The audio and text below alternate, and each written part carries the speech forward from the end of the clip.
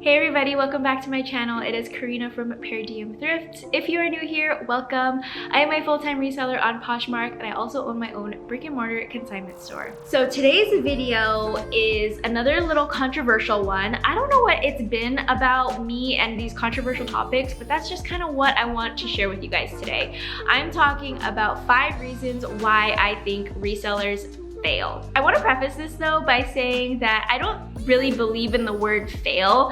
Same way as I think that everybody has their own idea of what success looks like, and my idea of success can look completely different than yours, and my version of failing can also look completely different from yours. But in this video, I'm talking about people who maybe just don't get what reselling is, and they come into it thinking that it's one thing, and then when they go full-time or whatever, they are pleasantly surprised, or maybe unpleasantly surprised, at how much work is actually required to be successful or to grow your business into something that we see on social media. Now, if you are somebody who maybe you've been dabbling with reselling, or you kind of phase in and phase out, that's definitely what I've been doing in the past 10 years. Sometimes reselling is like the main star of the show, sometimes it's not. Just know that I'm not talking about you here, okay? I am definitely not talking about you. I know life comes at us in different ways. Sometimes reselling makes sense, sometimes it doesn't. Sometimes it's just a stepping stool to get us to the next level or to the next phase of our life, and that is totally fine.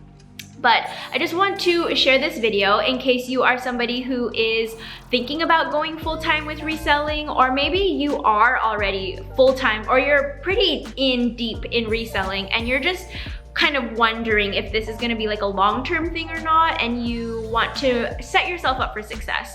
So listen to these tips, chime in the comments if you have something to say. I'd love to chat with you guys about some of these and answer any questions if you have any. But anyway, let's go ahead and get into the video. So the first mistake that I see a lot of resellers make, and trust me, I feel like actually every reseller can be guilty of this mistake at some point in their business, but it is trying to grow too quickly. I talked about the evils of comparison a little bit in my last video, all about 5 mindset shifts that you want to make as a reseller. But unfortunately, the reselling community is very active on social media. That's where I have been able to make a lot of my friends in the reselling community. It's also where I've learned a lot of the skills and the tips and all of that I carry now in my business. And I think that it's great if you know how to use it in a positive way. However, I suffer from this all the time, but it can also be a kind of deep dive into this comparison and comparing ourselves to other resellers that maybe have the business that we wish that we could have. And so when we start to compare ourselves, we start to see ways that our businesses might be lacking. Like, for example, I think a really good one is like, oh, these resellers have these crazy big lighting kits, or they have a light box, or they have whatever, all of these like equipment things. And so a newer reseller might think, oh, I'm not going to be successful until I make these huge purchases that you don't really need. And so we may put ourselves in debt, or we may just be spending too much from the get-go before we learn the actual basics of running a reselling business. And so it starts to pile up. Our debt starts to pile up, and we just grow faster than we can contain. This also happens when you know you want to have a larger closet, so you go and you just buy a whole bunch of things, and you don't really do the research behind what you're buying, and you're just buying to make your closet bigger, but you're not really paying attention to how much profit you're gonna make or how much money you're spending, and you're growing more than you're really ready for. With this mistake, we're trying to make our businesses look like everybody else's, but we're not taking into account like other people's businesses, like how they are running their businesses. Do they have help to manage all of that inventory? Do they have loans? Do they have financial support from a different job or from a partner, or all of that? There are so many reasons why, again, going back to my other video, we just should not compare ourselves at all, because then we kind of find ourselves in these situations that we can't handle. And then ultimately it just leads to us burning out, or having to sell off inventory at a loss, or do all of these things just to kind of get back on track. This brings me to mistake number 2 that I see a lot of resellers make, and that is not analyzing the data behind your business. Before Closet Insights, which only came out to us in 2022 on Poshmark, we had to take it into our own hands as resellers to track our sales and our inventory. Yes, we can get that data off of Poshmark, but we'd have to like manipulate it ourselves in a spreadsheet or buy a spreadsheet from some big influencer who was selling like a tracking sheet or whatever in order to understand exactly what was going on in our business. If you have a cross-listing service like Vendu, which is what I use, there's also data in there that you can look at. But before all of these things existed, a lot of us didn't really know how to track our inventory or how to track our sales. And I think that's still the case for a lot of newer resellers. Yes, you are given the data now, but let's be honest, Poshmark Closet Insights still is pretty lacking. It doesn't show everything that we need to know. And yes, we're given these sales sheets or we're given this data or we buy these sheets from other people, but we don't really get taught how to understand the analytics. And so that's why I think it's really important to educate yourself on how to take a deep dive into the data that you are given from Poshmark or from whatever platform you're selling on to understand what sourcing strategies, what buying strategies, and what systems you need to implement into your business. But being able to look at your analytics, look at your sales data, and take info from that on like what to buy next. Like for example, if you look at your sales and you're seeing that you sell a lot of shoes and you don't really sell a lot of tops, but in your inventory you have a lot of tops and not a lot of shoes, you might want to adjust what you're buying, how you're buying it, what you're buying it for, and all of that jazz. You can also take a look at your analytics and see like how much your average cost of goods is, and if you need to maybe increase that, if you'd be comfortable increasing that, or maybe if you need to lower that a little bit. There are so many ways that you can dive into your analytics. I won't get too far into that. However, if you are interested in kind of learning a little bit more about your personal business and what your analytics are saying about your business, I offer personal closet consultations. I do some like really surface level ones here on YouTube. However, if you really want to deep dive on your specific business, I will leave that linked down below. Moving on to number 3, this is a personal one that I have struggled with for a really long time. I'm still working through it.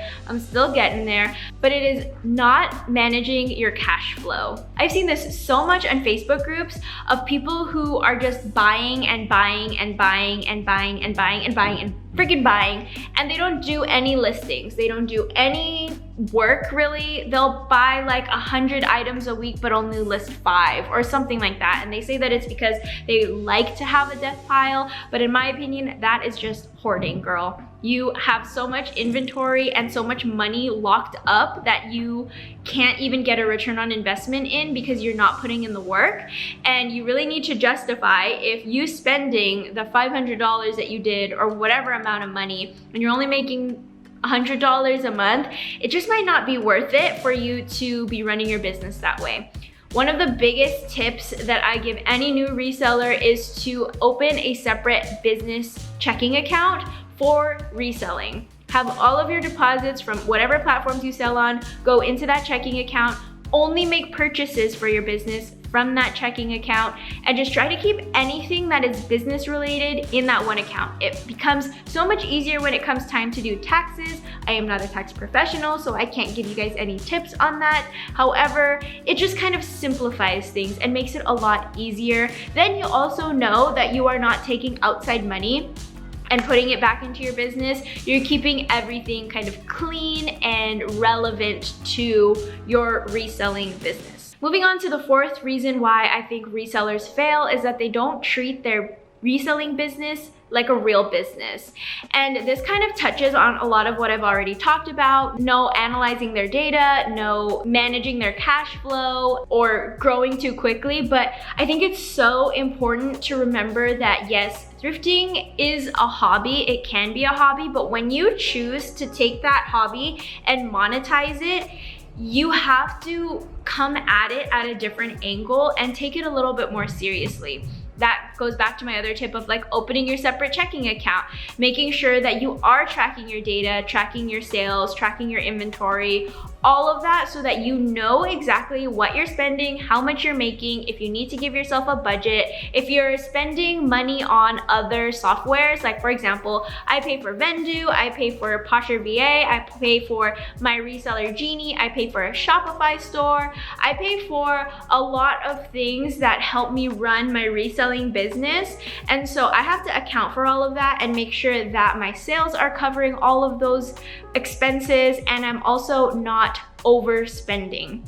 I cut when I need to, I make adjustments when I need to. I also really like setting goals for myself that are based off of previous year's data. If you are just starting out, then you might not have this, but in the past, I would just kind of set a random number as a goal that I wanted to make.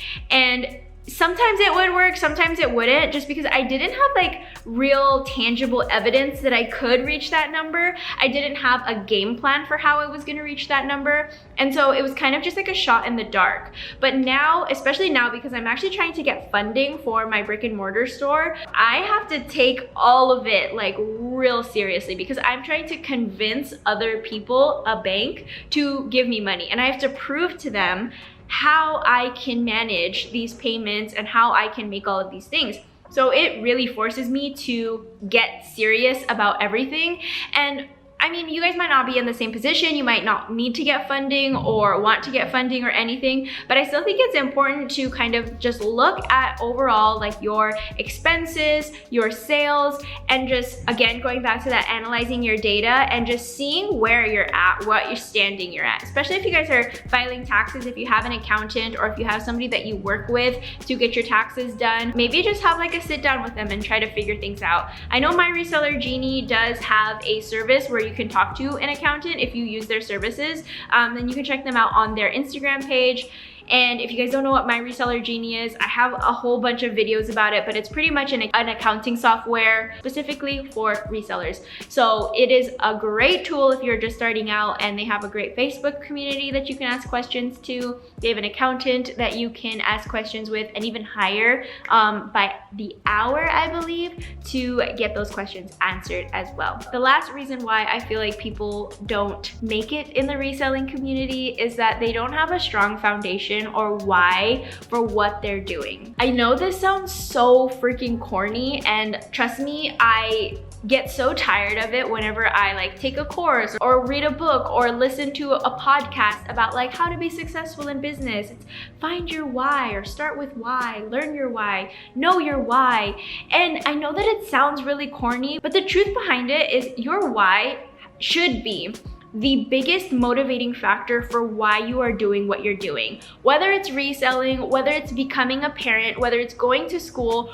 doing anything, you have one big reason why you're motivated to do that thing. If you don't have a strong foundation on why you are putting all of this energy and money and time and just investment of your life into this thing, it's not gonna pan out. You're not gonna wanna stay consistent with it. You're not gonna wanna put in the work necessary. And so ultimately, you're not gonna make it happen. Your why can be something as big as creating a brand and creating a company so that you can hire other people and pay them fair wages. Your why could also be sustainability and wanting to help the earth with the problem of textile waste. Or your why can be something like, I resell because I want to save up enough money to buy a house for me and my family.